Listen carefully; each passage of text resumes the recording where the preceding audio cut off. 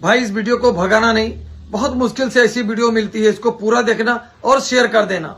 याद रखिए, आप मुसलमानों की भीड़ में शामिल हो या ना हो, लेकिन अगर आपका अकीदा यहां है तो जन्नत आपको भी मिलेगी। नहीं, वैसे तो कोई नहीं जानता है, मौलाना साहब भी नहीं बता सकते जन्नत किसे किसे मिलेगी, वो तय वही करेगा, वो जो रोजे महशर होगा। पैगंबर साहब की जिंदगी की 3 बातें बड़ी खूबसूरत हैं और बड़ी कीमती हैं, जिसे पूरी दुनिया, जिससे मुझे लगता है मुतासिर होती है। उसमें पहली मैंने कह दिया कि ईश्वर में अगाध निष्ठा, ईश्वर के अतिरिक्त कुछ भी नहीं है। ये पहली बात है जो उनके कैरेक्टर से हमने सीखी है और पूरी दुनिया को सीखना चाहिए, सीखती है। मैं कई बार कहता हूं कि भारत में जिस देवता की हम अब पूजा करते हैं, दरअसल वो इस्लामिक गॉड है। उस ईश्वर को भी कहीं ना कहीं से हमने इस्लाम से सीखा है। वो गॉड वैदिक नहीं है, अभी कुछ अलग है। हम मूर्तियां बना के रखते हैं, बात अलग है, लेकिन वो मूर्तियां कुछ ऐसे से हजी कहता है, यहां तो हर घर में एक काबा होता है। हम उसी तरह से अब दुनिया को देख रहे हैं। हमारे पास एक ईश्वर है जो सजा भी देगा और हमें जजा भी देगा, उससे फैज भी मिलना है, सब होना है। तो एक चीज है ईश्वर के प्रति 100% आस्था, और दूसरी बात जो उनसे सीखने जैसी है, मुझे लगता है कि अरब की उस जिस जगह की अभी आप चर्चा कर, बहुत अच्छी बात थी कि आपने सबसे पहले औरतों की दुर्दशा पे बात की थी। मैंने इस बात को कई बार कहा है कि यूं तो मेरा शादी ब्याह से सख्त विरोध है, मुझे लगता है ये दुनिया की सबसे ही बकवास परंपरा है, इसे खत्म हो जाना चाहिए। लेकिन फिर भी अगर कभी मेरा दिमाग फिर जाए और मुझे सचमुच शादी ब्याह करने की नौबत आ जाए, तो मैं हमेशा निकाह चुनूंगा, क्योंकि बड़ा खूबसूरत है। हिंदू क्या बड़ा झमेला है, वो एक साथ घुमा देते हैं आंख के चारों तरफ, 7 जन्म के लिए एक आदमी के साथ आपको बांध देते हैं, बड़ी मुसीबत है, छूट नहीं सकते। जहन्नुम हो जाए जिंदगी, लेकिन रहना वही है तुमको। ईसाई लोग भी हाथ पकड़ कहते हैं टिल डेथ, मरने तक हम साथ साथ रहेंगे। देखो ये सुनने में बड़ा अच्छा लगता है, जीने में बड़ा मुश्किल है।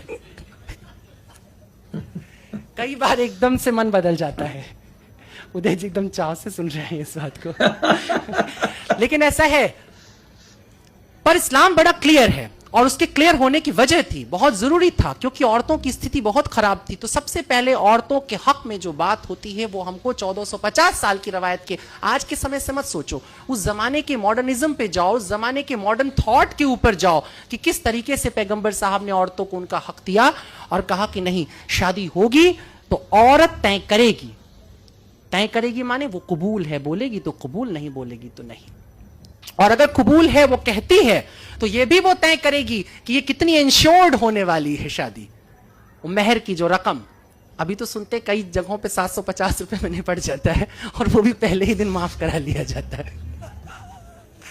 देखो ये सब चलता रहता है ना, इसीलिए हमें मजबूरी में बात करना पड़ रहा है। किरदार रसूल अल्लाह, उन्होंने चाहा कि औरत अपने हक को तय करे, वो कहे कि मेरे को इतना इंश्योर करो कि यदि कल तुम्हारा मन फिर जाएगा, कल तुम किसी और औरत पर तुम्हारी लालसा जाग जाएगी और तुम मुझे छोड़ करके जाओगे, तो कम से कम मेरे जीवन के लिए, मेरे सुकून के लिए इतनी व्यवस्था रहनी चाहिए। ये नियम आता है, और ये बहुत बड़ी बात थी। आज जिसकी हम बात करते हैं, शादी ब्याह में अब कोर्ट जैसे बातें करता है कि नहीं भाई औरत को उसका हिस्सेदारी दे दो, ये कर दो, वो कर, ये 1450 साल पहले सोचा जा रहा है। उस जगह जहां पे बेटी को पैदा होते ही जमीन में दफन कर दिया जा रहा है, जहां दामाद बनाना वो एक तरह से गाली की तरह हो जाता था। ये हालत जहां पर थी, जहां तमाम खूबसूरत लड़कियां लौंडियों की तरह रख ली जाती थी, उठा ली जाती थी एक जगह, और वहां पर यह नियम आता है।